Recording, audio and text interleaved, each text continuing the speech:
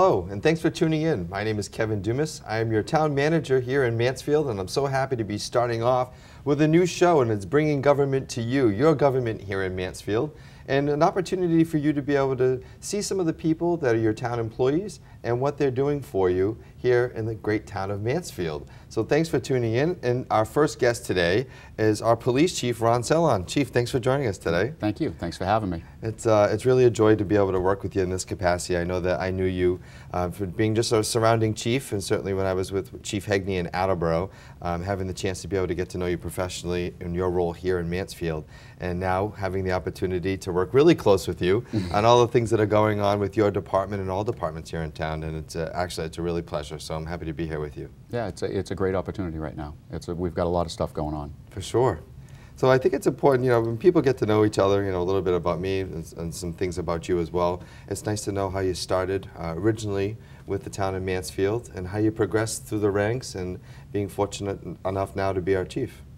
So I came onto the department. I was blessed. I got discharged from the military in 1995, and I got hired in '96. What branch of the military? The Navy. Okay.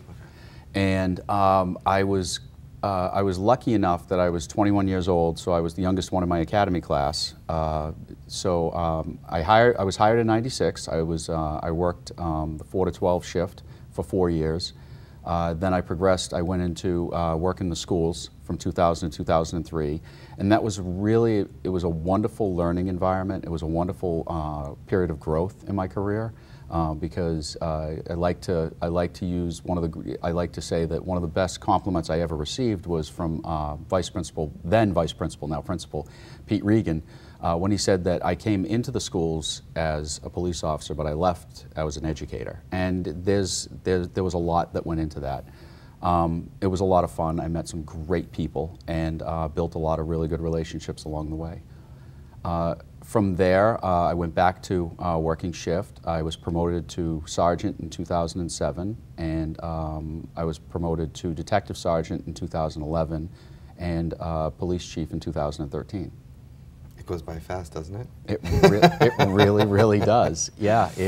Along the way, when I left the military, I had zero college.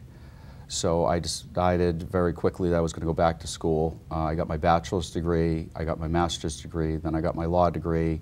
Along the way, I was also blessed to get accepted to the FBI National Academy in 2011, and I graduated session 245 from there. Again, making some fantastic friends, building some great relationships, and just experiencing what I viewed as one of the greatest learning experiences of my life.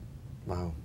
And we're going to get into networking and the things that you've learned and how you share with things not just in Massachusetts, and also with our regional chief organizations, but certainly what you do in the work across the United States of America, which is really neat, especially coming from a smaller town in Massachusetts and the things that you're involved with. And we'll get to that. But first and foremost, thank you for your service.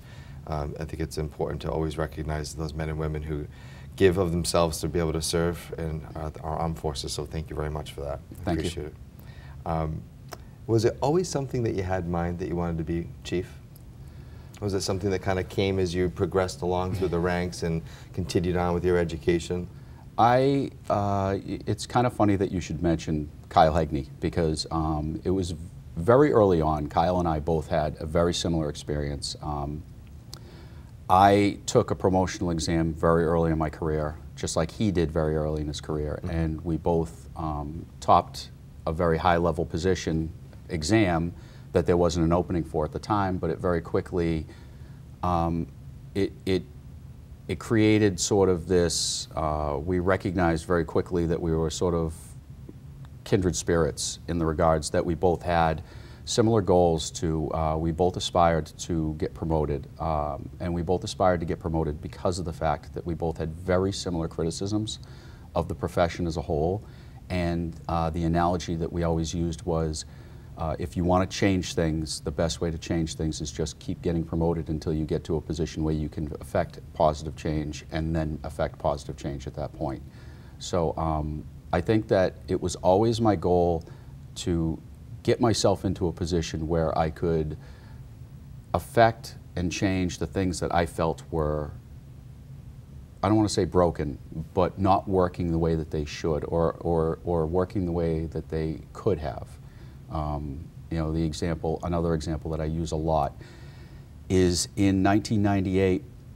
It was 98 or 99. Myself and I was an officer on the 4 to 12 shift. Frank Archer, who is now a lieutenant, was also an officer on the 4 to 12 shift. And we kept going back to the same residence for domestic disturbances over and over and over again. And during the course of the year, he and I filed, I believe it was 27 or 28 51As with the Department of Children and Families. And a 51A is when you have an allegation of abuse and neglect of a child, we are required by law to file a report with the Department of Children and Families. Right. And during the course of the year, we filed 27 or 28 of them, just he and I. That is an average of one every 2 weeks, over one every 2 weeks. Wow. And what I remember is coming back and speaking to one of the supervisors and saying that there has to be something else that we can do here. Clearly what we're doing isn't working. Mm-hmm. We just keep showing back up and we keep repeating ourselves over and over again, and there has to be some way of fixing the underlying problem. And I was told basically to be quiet, get back in the car, in probably a little less eloquent fashion, and go answer the next call.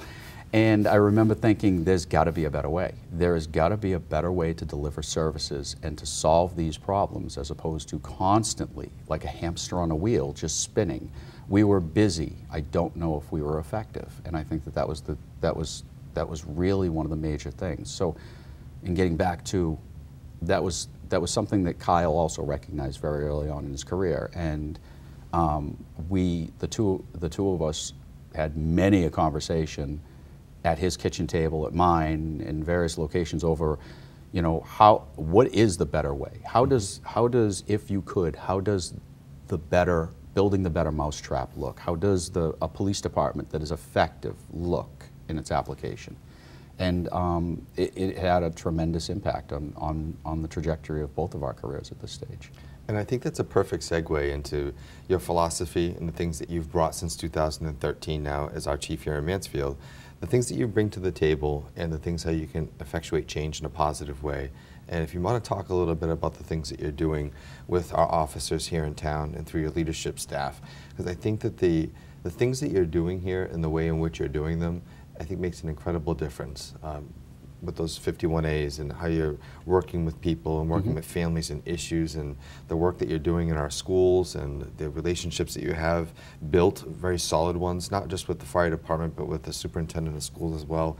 We can touch a little bit about those things, because I think it's important that people hear. They may see it, they may actually feel the positive things that you're doing, but sometimes we just don't talk about them. So if you wanted to kind of give us some examples of the things that you've done, and I think you're doing very well, by the way, and to be able to and to share that with the public, because I think it's important that they know.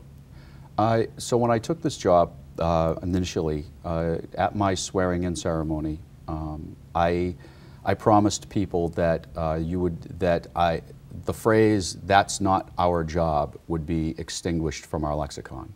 I promised transparency, care, design, passion, commitment, stewardship. I promised the fact that we were going to take a look at all of our processes, our products, our practices, and our intelligence gathering capabilities. And we were going to basically redesign our entire business model. And process being what we do, practice being how we go about applying and doing it itself. And realistically, starting to peel back the layers of the onion to identify exactly what are our best practices and how can we really truly be effective. You know, every new officer that I sit down with, I say, if you think that your job is to arrest people and write citations, then you are not in the right organization. Your job is to solve interesting problems and lead. And if you take those two basic premises, those two premises, and you apply them to every situation that we deal with, then you really get a better, more broad understanding of what our job truly is. Right. There were two basic overall concepts that, and their themes coming from Attleboro that you'll recognize very quickly. One was the application of a more advanced form of analytics with regards to how we apply and what we look for and what truly are the problems. Because oftentimes Oftentimes what I found is that in our profession, one of the major criticisms I have for it is that how do we rate effectiveness in our profession as a whole? And our officers are usually rated by effectiveness by, quite frankly, the numbers that we keep. The numbers that we keep are arrest numbers, citation numbers, things of that nature, which I don't truly believe are effective judges of how good a police department is operating or how well they're operating as a whole. So the question then turned to, okay, how do we realign the numbers by which how do we gauge effectiveness, and how do we realign those numbers to do so? And one of the major things too is that identifying who and where we are going. So for instance, I use the analogy a lot. Kyle's a hockey guy, I'm a baseball guy. So if anybody has ever seen the movie Moneyball, they used one analogy of on-base percentage as their underlying reason for everything that they were going to do. Here, we focus on calls for service, or CFS, and we identify where our highest calls for service are. And then we created a POP team, a problem-oriented policing team, that then works with those citizens and works with those affected people to figure out what the underlying cause is. So in using my example earlier, domestic disturbance, I can tell you that I went there once and filed a 51A because they got into a fight over how Chris Farley died one night. I went there and got involved because they got into a fight over what they were watching on TV that evening. But that wasn't the reason why they ended up having to call. The reason what had to do with any various underlying causes, whether it's financial, is it an alcohol issue, is it a drug abuse issue, is it an abusive relationship, any number of underlying causes, and then applying those concepts to how we operate in the field in an effort to try and solve the underlying root cause problem, and thereby reducing the calls for service. So effectively, it's a twofold application. Right. Whether we're applying, problem-oriented policing, Herman Goldstein's theories under that, or we're applying Jerry Ratliff's principles of intelligence-led policing and his principles related to that, or coupled with really truly using analytics to take a look at why, where we're going, and how we're going about doing things. And I think the nice thing is that people can see that. They see that across town. They see the involvement of things that are happening. And I'm really proud of that work because it's meaningful. And to see the work and the relationships that you've built and why they're so important.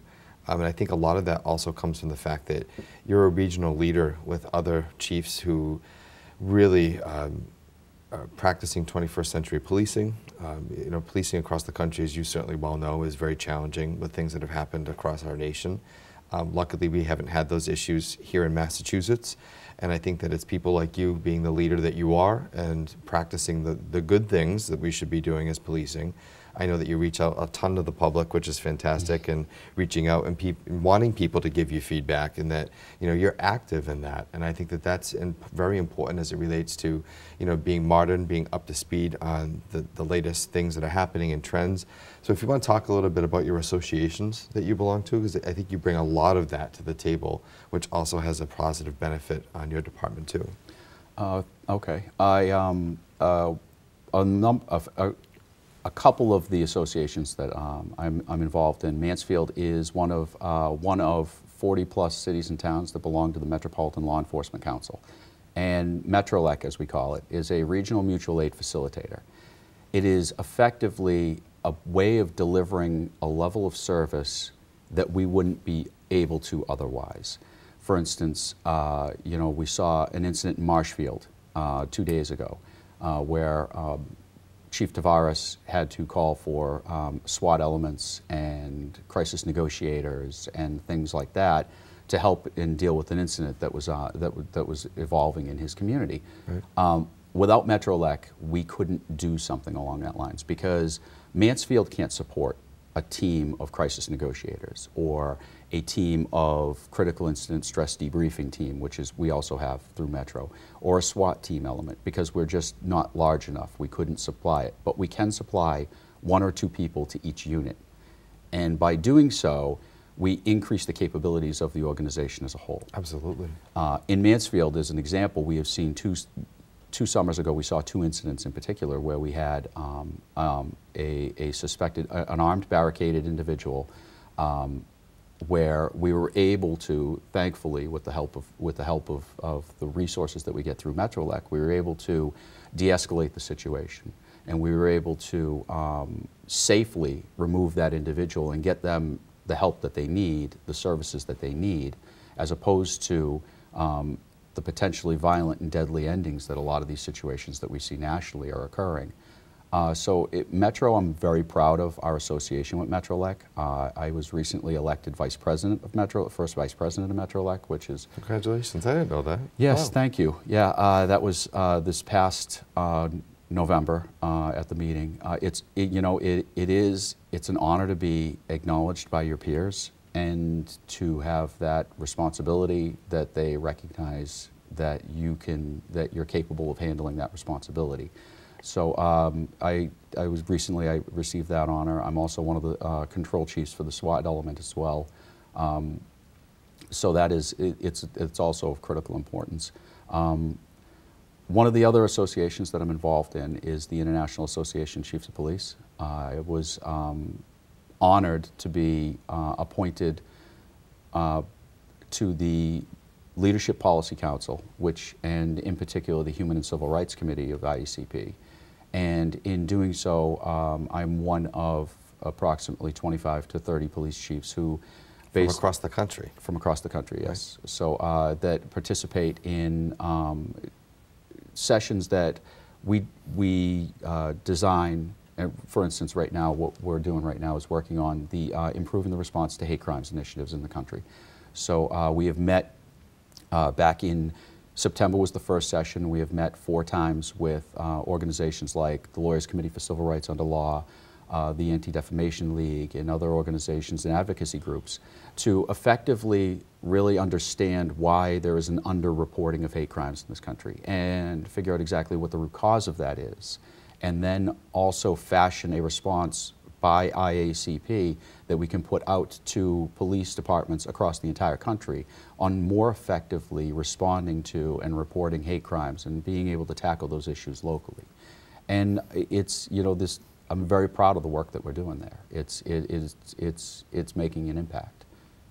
And on the challenging topics too, right? I mean, we talked about your most recent trip to DC and what you're participating with, and some of the topics are really very demanding, and you're working with groups who may feel wronged. You're working with groups to try to be able to build common bridges, and how do you do that? And to see you working on that national level is amazing, because I mean, I had some opportunities when I was in Attleboro to do some things on a national level, which is really incredible. Issues of transportation networks and things of transit-oriented development and things of that nature. And when you work on that level, that's meaningful change, because you're working with other like-minded, bright people who are actually working on setting policy and standards to be able to change the way things are done across the country. So I'm really proud of you for that. Thank you. Yeah, it's a challenging, and you're absolutely right, it's a challenging topic, because when, the second meeting that we walked into, it was a listening session. And, be careful of what you ask for. And when we met with all of these organizations, these advocacy groups, they came into the meeting up here. Right. And through building those relationships now over the course of the last 6 to 8 months, we've really, I feel like we have done some truly meaningful work, built some bridges, while at the same time really identifying what the true problems are. We all think that we know what the problem is, but when we really sit down and listen to each other and practice empathy and discuss these issues, we really can truly identify where the common ground is, and also identify really, okay, what is the real problem that we're dealing with, as opposed to what we perceive to be the problem. And, and I think that not enough of that is done nationally, but that's being the case, it is. I'm exceedingly proud of the fact that we're getting there, at least. We're making progress. And you're making change here happen in Mansfield, which is fantastic. Working with your staff and to share the things that you've learned and that you continue to learn, and to be able to help and empower them to be the staff that you need, especially because we have a very young department here in Mansfield. Yes, 60% of our patrol force has under 5 years on the job.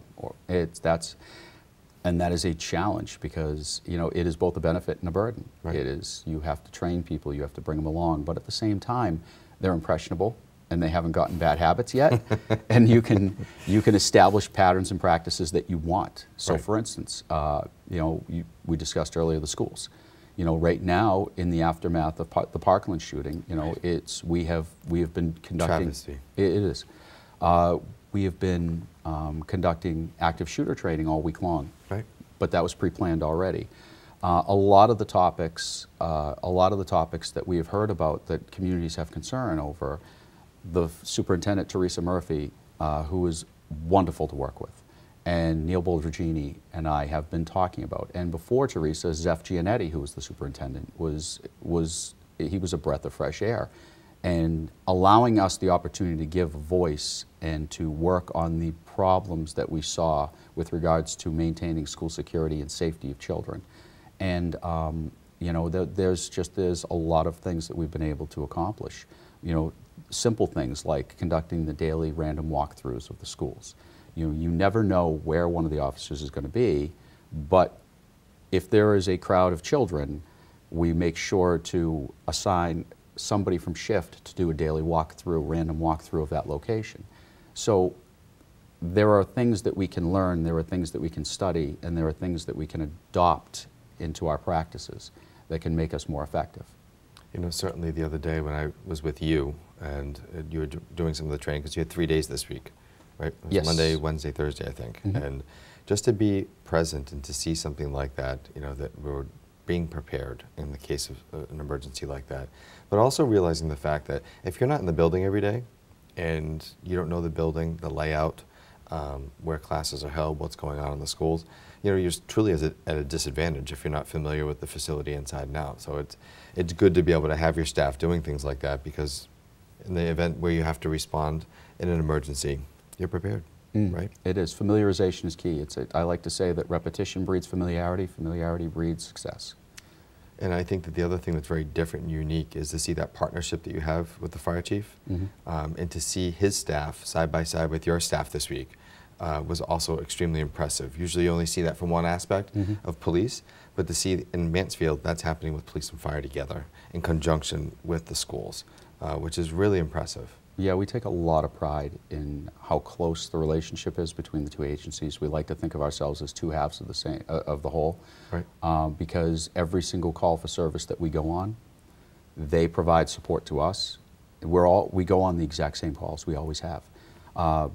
In calls that they go on, we get sent on in a support function as well. And the more we understand about the other's role, Absolutely. then the more effective we can be in that support role as well. And it applies to the school department as well. Is the more we understand about what it is that they need, the more successful we can be in supporting that role. Oh, and I think that that's something that at least I can help bring to the table too, you know, from our department head meetings that we've had thus far, and to say, listen, we need to understand totality, what everybody's job is, what roles do we have, and understand and say, listen, we're all part of the pie, and we just have different slices, but how does it all work, right? And how do we fit in? And I can say, and I could say from that meeting, interesting that you bring that up, because from that meeting, I learned things I didn't know about certain other departments. And I've been here for over 20 years, so Just a few. there's always something to be learned, and therein speaks to the benefit to exactly those meetings and how they're conducted. So Sure. to that, I got to give you a little bit of props there. Oh, thanks, Chief. I appreciate it. One of the other things that you're spending a lot of time on, and it's not just you, it's you, your staff, the fire chief, his staff, the highway division, and all of their employees and management, the municipal complex. I mean, this is just an amazing $38 million project, very complicated. I'm glad that I've been involved with municipal projects in the past, so jumping in with the NBC and the weekly construction meetings that you folks have on Thursdays has been a real eye-opening experience to see how complicated the staging of what's happening there. But to be commended again, all the folks working together on this, everybody having a piece and an ownership and an equal say. It's an amazing process to be a part of.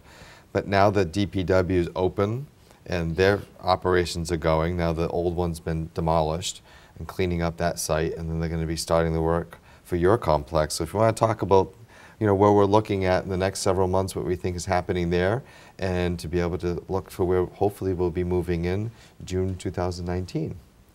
So that is an Knock on exceptionally, wood. yeah, I was going to say, that is an exceptionally complicated process, because the fire chief and I initially, we said, and we told our collective staffs the same thing, we have got one shot at this. Right. This building will be built, and we cannot get into this because we have seen it in other municipal complexes in other communities where it has been built, and they, after the fact, go, I really wish that we had done this instead. So collectively, we decided, and we said that we are going to get one shot at this. And that one shot being the fact that we need to build the better mousetrap, so to speak. We have one chance to reorganize, disassemble, and then reassemble our collective operating systems. As part of that, he and I began discussions with the police and fire chiefs from multiple other communities with regards to the possibility of regionalizing dispatch, because of the possibility of the savings in construction costs alone. We saved, as you know, we saved probably about $1 million in construction costs just by taking dispatch out of the new building. But by doing so, you removed 9 full-time employees from the police department and left a lot of gaping holes that I'm still in the process of figuring out how we're going to fill that in a more effective way than we currently had. The reason why we decided to take on the regional dispatch portion of it too was because of the fact that we see nationally a trend with regards to an expansion of communications.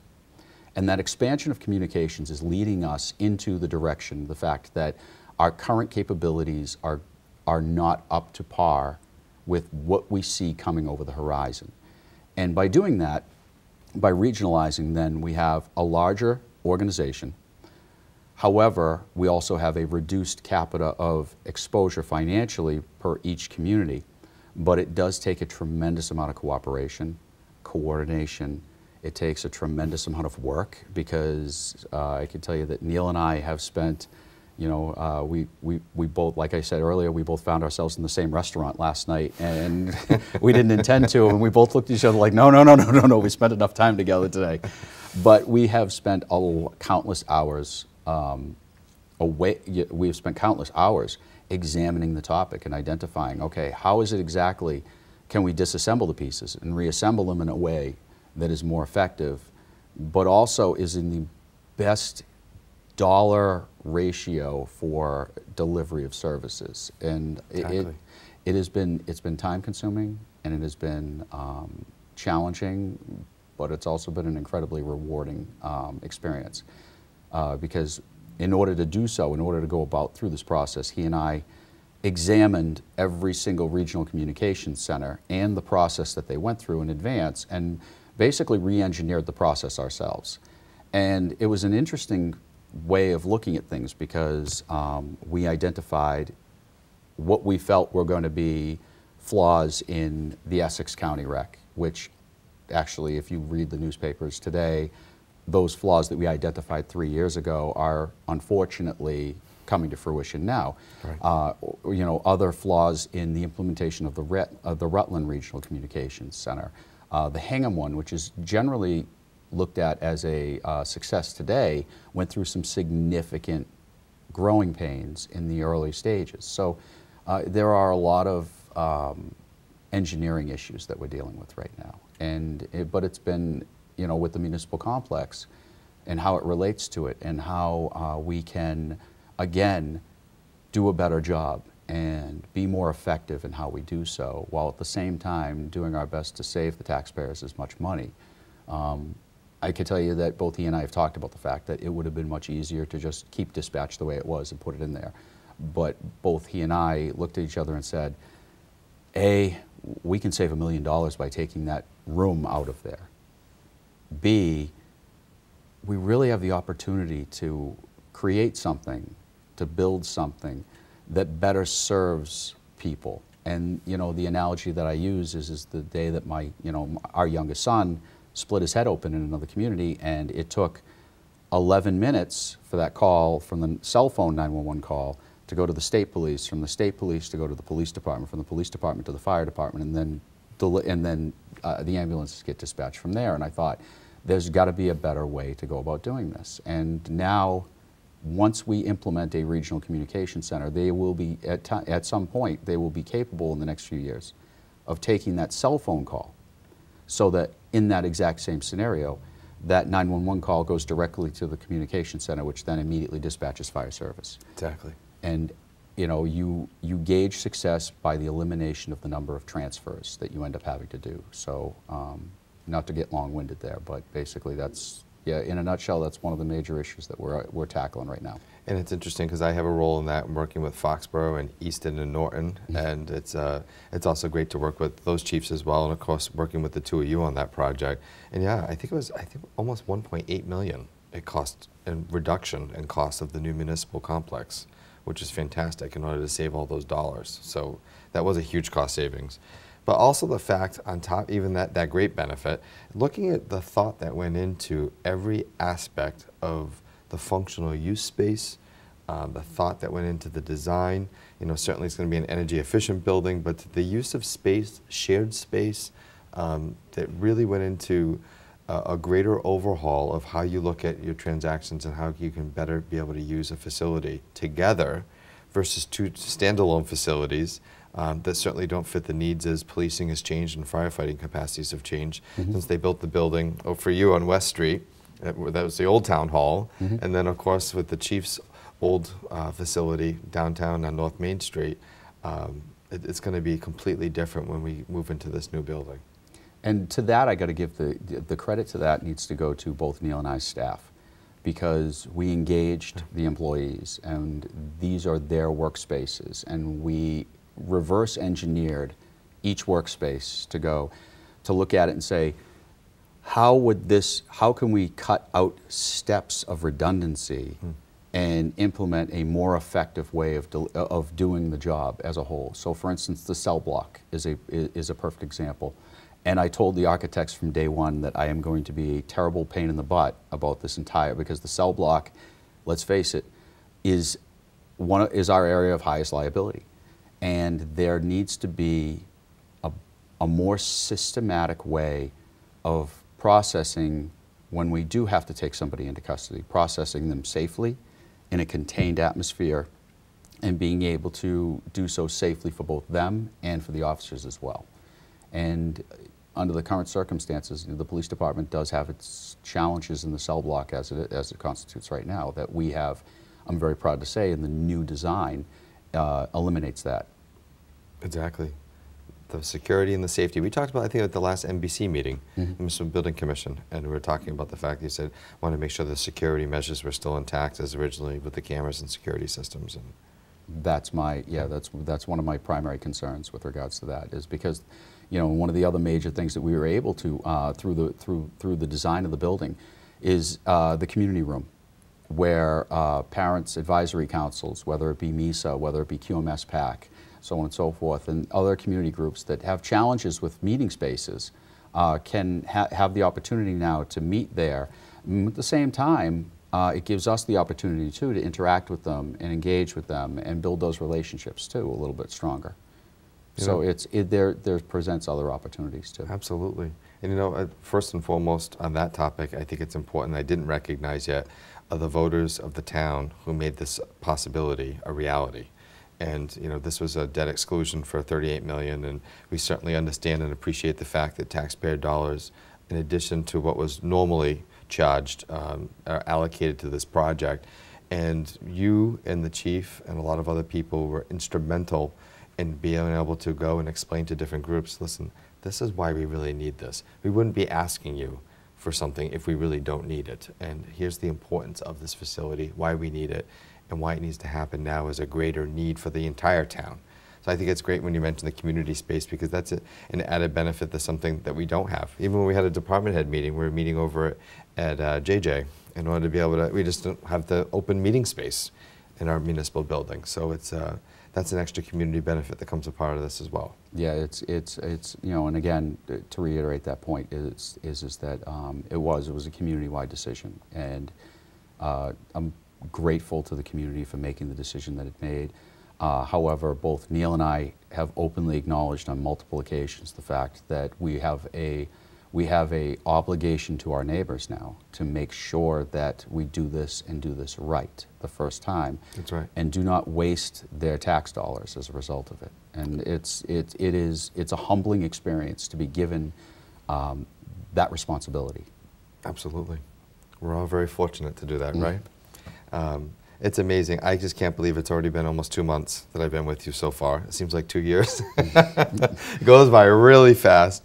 It's a pleasure working with you, Chief, and I'm very fortunate and able to have this position here in Mansfield, and working side by side with the Board of Selectmen in order to be able to deliver the policies and procedures that we can work on together in order to make a difference of what we're doing here in town.